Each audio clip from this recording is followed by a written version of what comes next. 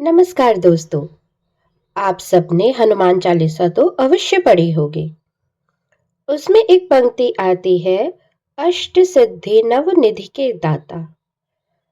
तो हनुमान जी को अष्ट सिद्धियों का दाता कहा जाता है। क्या आप जानते हैं कौन कौन सी होती हैं ये अष्ट सिद्धियां? आइए आज बताती हूँ आपको। लेकिन दोस्तों, उससे पहले एक जरूरी काम। कृपया कर इस चैनल को सब्सक्राइब अवश्य कर लें, जिससे कि ऐसे ही सुंदर सुंदर जानकारियां आपको प्राप्त होती रहे। तो हनुमान जी की अष्ट सिद्धियों में से पहली सिद्धि है अणिमा। अणिमा का अर्थ होता है अपने शरीर को अणु से भी छोटा कर लेना। हनुमान जी ने अति सूक्ष्म रूप धारण कर संपूर्ण लंका का निरीक्षण किया था, जिसको ना तो राक्षस देख पाए और ना ही लंका के लोग। इस सिद्धि का उपयोग उन्होंने समुद्र पार करते वक्त सुरसा नामक राक्षसी के द्वारा रास्ता रोकने के दौरान भी किया था। वे उसके मुंह पे जाकर पुनः बाहर निकल आए थे। ये कहानी तो आप सबको पता होगी। तो दूसरी सिद्धि है महिमा। महिमा का अर्थ अपने शरीर को असीमित रूप से बड़ा कर लेना।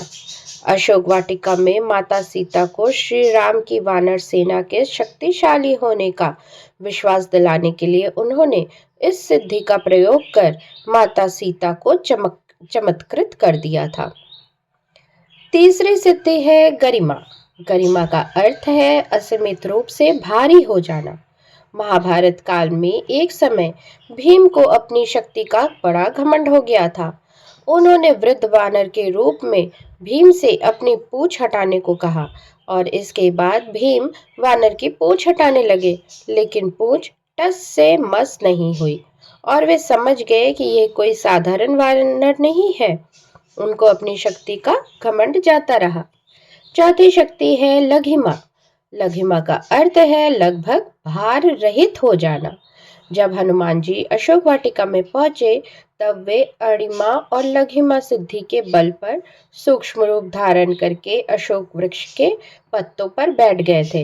इन पत्तों पर बैठे बैठे ही सीता माता को अपना परिचय दे दिया था। प्राप्ति। प्राप्ति का अर्थ है सभी स्थानों पर पहुंच जाना। इस सिद्धि के बल पर व्यक्ति संसार की किसी भी वस्तु को तुरंत ही प्राप्त कर लेते हैं, पशु पक्षियों की भाषा समझ लेते हैं, आने वाले समय को भी देख सकते हैं। कहते हैं रामायण में इस सिद्धि के उपयोग से हनुमान जी ने माता सीता की खोज करते समय कई पशु पक्षियों से चर्चा करके माता सीता को अशोक वाटिका में खोज लिया था। प्राकम्य। प्राकम्य का अर्थ होता है जो भी इच्छा हो उसे प्राप्त कर लेना। इसी सिद्धि के बल पर पृथ्वी की गहराइयों में पाताल तक जाया जा सकता है और आकाश में कितनी ही ऊंचाइयों तक उड़ा जा सकता है। इस सिद्धि के बल पर हनुमान जी चिरकाल तक युवा ही बने रहे। साथ ही वे चाहे तो अपनी इच्छा के अनुसार किसी भी देह को धारण कर सकते हैं। ईशत्व। ईशत्व का अर्थ है ईश्वर स्वरूप हो जाना। इस सिद्धि से हनुमान जी किसी भी मृत प्राणी को फिर से जीवित कर सकते हैं। इसी सिद्धि के बल पर उन्होंने पूरी वानर सेना का कुशल नेतृत्व कर सभी वानरों पर नियंत्रित कर रखा था। वशित्व। वशित्व का अर्थ है सभी को वश में कर लेने की शक्ति। इस सिद्धि के प्रभाव से हनुमान जी जितेंद्रिय हैं और मन पर नियंत्रण रखते हैं। इसी कारण वे अतुलित बलधामा हैं। वशित्व के कारण हनुमान जी किसी भी प्राणी को तुरंत ही अपने वश में कर लेते हैं।